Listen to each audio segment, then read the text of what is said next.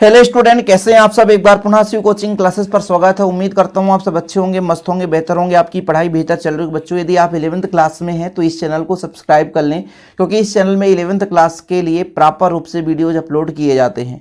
चलिए शुरू करते हैं बच्चों। आज का टॉपिक है कक्षक अतिव्यापन। साथ में हम देखेंगे एस अतिव्यापन, SP अतिव्यापन और PP अतिव्यापन। मतलब यहाँ पर आप लोग पढ़ने वाले हैं अतिव्यापन और अतिव्यापन के प्रकार। ये 11th क्लास में चैप्टर 4 केमिस्ट्री में है बच्चों। NCERT का जो पैटर्न है वो चैप्टर 4 आप देख लेना। यानी आपके बुक में कौन से चैप्टर में ये नहीं पता, लेकिन NCERT का जो बुक होगा उसमें चैप्टर 4 में होगा। कक्षक अतिव्यापन। अतिव्यापन का शाब्दिक अर्थ है जुड़ना, व्याप्त हो जाना। एक कक्षक दूसरे कक्षक में मिल जाए, जुड़ जाए, तो वहां पर हो जाता बच्चों अतिव्यापन। ओवरलैपिंग करते हैं, मतलब एक के ऊपर दूसरा लैप हो जाए। ओवरलैप यानी ऊपर से आकर के जुड़ जाए। जैसे एक ईंटे के ऊपर दूसरा ईंटा आ जाए तो वो आपका बच्चों एक प्रकार से यानी सीमेंट के माध्यम से हम जोड़ देते हैं। पर यहाँ पर इलेक्ट्रॉनों का क्या होगा, एक दूसरे के साझा से बंध का निर्माण होगा। भाई इलेक्ट्रॉन एक दूसरे को साझा करेंगे और फिर बंध का निर्माण होगा, वहां पे सहसंयोजक बंध बन जाता है। तो यहाँ पर अतिव्यापन का मतलब है कि कक्षकों का आपस में मिलना। मेन रूप से कक्षकों का आपस में मिलना ही आपका अतिव्यापन कहलाता है। जैसे मान लीजिए दो परमाणु हैं और दोनों परमाणु के कक्षक थोड़ी से दूर दूर हैं, इलेक्ट्रॉन दूर दूर हैं। इलेक्ट्रॉन कहाँ पर रहते हैं, कक्षक पे ही रहते हैं, ऑर्बिटल्स पे रहते हैं। तो यदि दो आपके पास इलेक्ट्रॉन है दो परमाणुओं के और दूर दूर हैं तो आपस में ओवरलैपिंग नहीं करेंगे, मतलब अतिव्यापन नहीं करेंगे।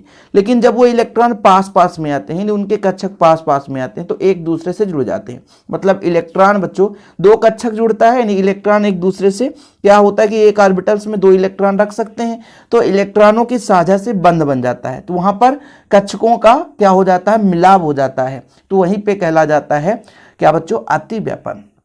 इसको बिना एग्जाम्पल आप समझ ही नहीं सकते हैं कि SS अतिव्यापन कब होगा, SP अतिव्यापन कब होगा या PP अतिव्यापन कब होगा। तो ये चीज मैं आपको समझाऊंगा, बिल्कुल आप निश्चिंत रहें। फिलहाल सबसे पहले मैं आपको समझाता हूं एक परमाणु को लेकर। जैसा कि बच्चों हमारे पास एक हाइड्रोजन परमाणु है और ये अणु के रूप में रहता है।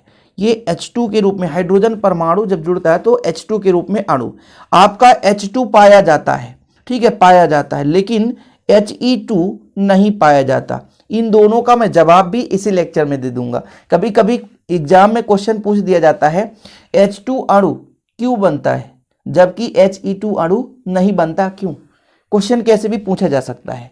अब मैं एक हाइड्रोजन की बात करूं तो यहां पर बच्चों हाइड्रोजन है, इसका केवल और केवल परमाणु क्रमांक 1 होता है, मतलब इसमें इलेक्ट्रॉन या प्रोटॉन एक ही है। जब इसका आप इलेक्ट्रॉनिक विन्यास निकालोगे तो 1s1 आएगा। इसमें मतलब एक ही कक्षक है और एक कक्षक में एक इलेक्ट्रॉन है। और अधिकतम पहले कक्षक में यदि हम बात करें कितने इलेक्ट्रॉन हो सकते हैं ये कक्षक में, बताओ? 2 ही हो सकते हैं ना। ऐसे ही हमारे पास दूसरा हाइड्रोजन अणु है, सॉरी परमाणु है, इसमें भी एक इलेक्ट्रॉन है बच्चों। इसमें जब आप कहोगे तो 1s1 हो जाएगा। इस पर कक्षक में कितने इलेक्ट्रॉन, एक इलेक्ट्रॉन। अब देखिए ये भी अधूरा, ये भी अधूरा, दोनों परमाणु में एक एक इलेक्ट्रॉन है। अब यदि ये पास में आएंगे दोनों इलेक्ट्रॉन तो क्या करेंगे, ओवरलैपिंग करेंगे, मतलब जुड़ जाएंगे, इलेक्ट्रॉनों का साझा हो जाएगा।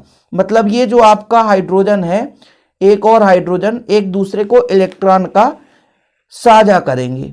और भैया इस प्रकार से ये हाइड्रोजन इसके इलेक्ट्रॉन से, ये हाइड्रोजन इसके इलेक्ट्रॉन से, और बीच में सहसंयोजी बंध का निर्माण कर लेंगे। तो इस स्थिति में कक्षक क्या करते हैं, आपस में क्या कर लेते हैं बच्चों, अतिव्यापन। तब यहाँ पे H2 का हो जाता है। यदि कक्षक में देखें तो एक ही कक्षक में 2 इलेक्ट्रॉन, मतलब दोनों कक्षक आपस में जुड़ गए। अब देख सकते हैं ना, इसका S कक्षक था, इसका S कक्षक, तो S और S मतलब एक परमाणु का S ऑर्बिटल या S कक्षक दूसरे परमाणु के S ऑर्बिटल से क्या हुआ, जुड़ा, इलेक्ट्रॉनों का स्थानांतरण किए, तो वहां पर आपका SS अतिव्यापन हुआ। समझ में आया? अभी एक एग्जाम्पल से आप समझ रहे हो कि भाई साहब हमारे पास एक अणु है, कहीं ना कहीं 2 परमाणु से मिलकर बना है। दोनों परमाणु के इलेक्ट्रॉन जब आपस में पास पास आते हैं तो क्या करते हैं, एक सहसंयोजी बंध बनाते हैं। और सहसंयोजी बंध बनाते हैं मतलब इलेक्ट्रॉनों का कहीं ना कहीं साझा होता है। तो इसे बच्चों कहते हैं अतिव्यापन। क्या बोलते हैं, अतिव्यापन। देखिए जब किन्हीं 2 परमाणुओं के अर्धपूरित कक्षक, अर्धपूरित कक्षक मतलब कक्षक में एक इलेक्ट्रॉन है, ठीक है। यदि पूरित होता मतलब प्रत्येक कक्षक में 2 इलेक्ट्रॉन होते हैं। यदि अर्धपूरित कक्षक आपस में मिलकर सहसंयोजिक बंध का निर्माण करते हैं तो इसे हम अतिव्यापन कहते हैं। वैसे शाब्दिक रूप से अतिव्यापन की परिभाषा मतलब ऐसे ही मिलेगा, है ना। आपको ऐसा नहीं कि अतिव्यापन का एकदम सिंपल परिभाषा कोई मिल जाए। अतिव्यापन का मतलब होता है योग होना। अतिव्यापन का मतलब योग होना कि जब 2 इलेक्ट्रॉन दूर होते हैं तो उनमें किसी प्रकार से आपस में मिलने का संभव नहीं रहता, लेकिन 2 परमाणु समीप हों और उनके इलेक्ट्रॉन भी पास पास हों तो उनके कक्षक आंशिक रूप से मिल जाते हैं। यह परिघटना और सहसंयोजी बंध का निर्माण करते हैं। यह परिघटना जो है अतिव्यापन कहलाता है। ठीक, ये चीज होता है बच्चों। ठीक, क्लियर। अब जैसे मैं और एग्जांपल आपको समझा रहा हूं, मेरे पास क्लोरीन है, HCl, जैसे आप देखिए HCl अणु है। इसमें यदि हाइड्रोजन की बात करोगे तो 1 इलेक्ट्रॉन है, इसका आप इलेक्ट्रॉनिक विन्यास निकालोगे तो 1s1 होता है बच्चों। और यहाँ पर इसके कक्षक में 1 इलेक्ट्रॉन है। ये लो, हमने 1 इलेक्ट्रॉन दर्शा दिया। एक कक्षक है, 1 इलेक्ट्रॉन है। लेकिन वहीं पे जब आप क्लोरीन की बात करोगे बच्चों तो इसमें 17 है। कितने हैं? 17 है। इसका इलेक्ट्रॉनिक विन्यास निकालोगे तो कहोगे 1s2, इसमें कंप्लीट है। 2s2, इसमें भी कंप्लीट है। फिर आपका हो जाएगा बच्चों 2p6, इसमें भी कंप्लीट। टोटल 17 है ना। फिर 3s2, ठीक। फिर आपका 3p5। अब देखिए 2 2 4 4 6 10 10 2 12 12 5 17। ठीक है, 17 है बच्चों, ध्यान रखिएगा। मतलब p में देखिएगा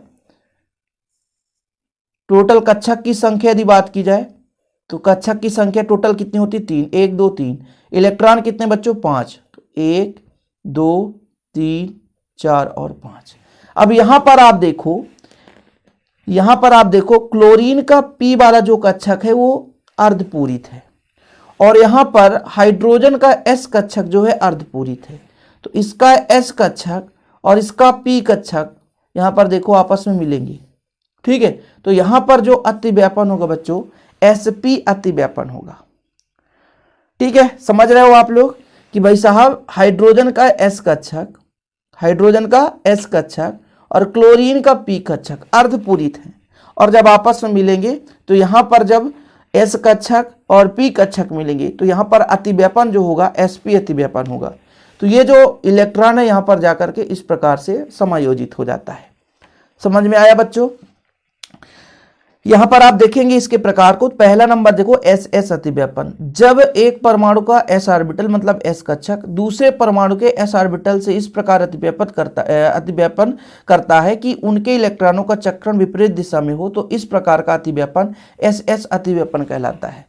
कुल मिलाकर की कोई अणु है, उनके जो परमाणु है उनमें जब दोनों परमाणु के s कक्षक आपस में अतिव्यापित होते हैं तो वहां पर SS अतिव्यापन होता है। S का आकार बच्चों कैसा होता है? गोलाकार।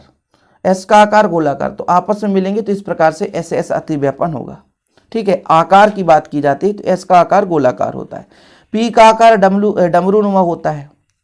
आप लोगों ने पढ़ा ना, P का आकार कैसा होता है? डमरूनुमा। अब यहां पर यदि sp अतिव्यापन आपसे कोई बोलेगा तो आप सिंपल तरीके से कह सकते हो कि एक परमाणु का अर्धपूरित s कक्षक होगा, दूसरे परमाणु का अर्धपूरित p कक्षक होगा और जब आपस में मिलेंगे जुड़ेंगे तो वहां पे sp अतिव्यापन हो जाता है बच्चों। और इसी sp अतिव्यापन से सिग्मा बंध बनता है, ss अतिव्यापन से सिग्मा बंध बनता है। आप लोग याद रखना कि जब SS अतिव्यापन होता है और यह sp अतिव्यापन होता है तो वहां पर सिग्मा बंध का निर्माण होता है। जैसे मैंने भी आपको HCl का समझाया, इसी प्रकार HF का निकाल सकते हो, H2O का निकाल सकते हो, NH3 का निकाल सकते हो। अर्थात यहां पर आपने समझा कि जब S कक्षक P कक्षक के साथ अतिव्यापित होता है तो वहां पर sp अतिव्यापन होता है। स्क्रीनशॉट ले लो। आपने स्टार्टिंग में समझ लिया, कंप्लीट वही चीज लिखना है। अब PP के अतिव्यापन की बात करें तो PP अतिव्यापन 2 प्रकार से होता है। मैं बात करूंगा अभी थोड़ा सा, अभी इतना समझो कि PP अतिव्यापन कैसे होगा। भाई आपका एक परमाणु होगा उसका p कक्षक, दूसरा परमाणु होगा उसका भी अर्थपूर्ण p कक्षक। जब ये आपस में मिलेंगे तो PP अतिव्यापन होगा। पहले मैं बात करता हूं SS अतिव्यापन। SS अतिव्यापन में क्या होता है बच्चों? दोनों परमाणु के s कक्षक आपस में क्या करते हैं? जुड़ते हैं। ठीक। sp अतिव्यापन में क्या होगा? एक परमाणु का s कक्षक और दूसरे परमाणु के p कक्षक आपस में अतिव्यापित होते हैं। जब PP अतिव्यापन होता बच्चों तो एक परमाणु का p कक्षक दूसरे परमाणु का भी p कक्षक आपस में क्या करते हैं? अतिव्यापित होते हैं, जुड़ते हैं। तो वहां पर आपका PP अतिव्यापन होता है। पीपी अतिव्यापन दो प्रकार से होता है, एक तो समाक्ष और एक तो आपका पार्श्ववर्ती अतिव्यापन।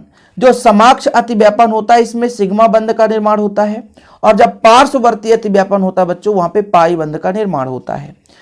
जैसे आपका देखिएगा, एक आपका पी ये डमरूनुमा है, समाक्ष एक ही अक्ष पर होगा, केवल एक ही अक्ष पर जुड़ेगा बच्चों, तो यहां पर इसका ये भाग इसके भाग से जुड़ जाएगा, ठीक है ये, तो यहां पर सिग्मा बांड का निर्माण होता है। लेकिन पार्श्ववर्ती अतिव्यापन ये डमरूनुमा है प्लस ये भी आपका डमरूनुमा है, आपस में जुड़ेगा बच्चों, तो ये डमरूनुमा हो जाएगा,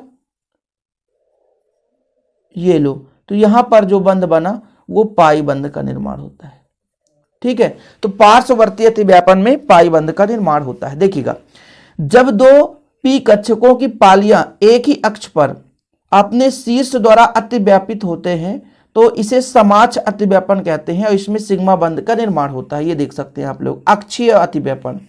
पार्श्ववर्ती अतिव्यापन, जब दो पी ऑर्बिटल पार्श्व रूप में, मतलब खड़े खड़े, पार्श्व का मतलब होता है खड़ा, ना ध्यान रखना आप लोग, पार्श्व के रूप में एक दूसरे के समीप आकर अतिव्यापित होते हैं, जुड़ते हैं, अर्थात समांतर अक्ष में अतिव्यापित होते हैं, यानी जुड़ते हैं, तो अंतरनाभिकीय अक्ष के लंबवत होते हैं, तो पीपी अतिव्यापन या पार्श्ववर्ती अतिव्यापन कहलाता है, और इसी के माध्यम से पाई बंध का निर्माण होता है।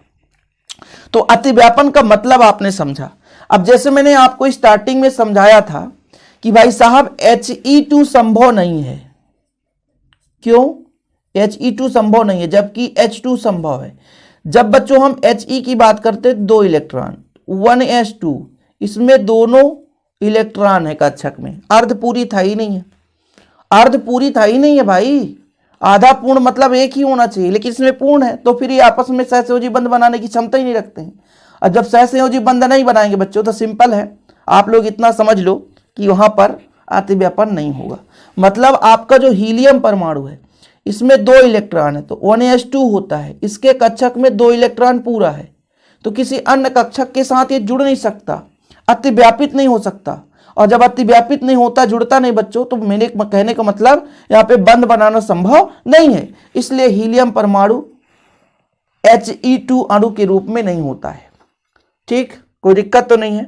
इसका यदि क्वेश्चन आए तो बनना चाहिए, जैसे आपका क्वेश्चन आ गया कि He2 नहीं बनता है जबकि H2 अणु बनता है, क्यों, तो आप सीधा बता सकते हैं भाई कि जो हमारा हाइड्रोजन परमाणु होता है इनके कक्षक में एक इलेक्ट्रॉन होते हैं, और ये किसी अन्य हाइड्रोजन परमाणु के साथ क्या कर सकते हैं, संयोग कर सकते हैं अयुग्मित इलेक्ट्रॉन के कारण, इसलिए H2 के रूप में पाया जाता है, सिग्मा बंध का निर्माण करता है।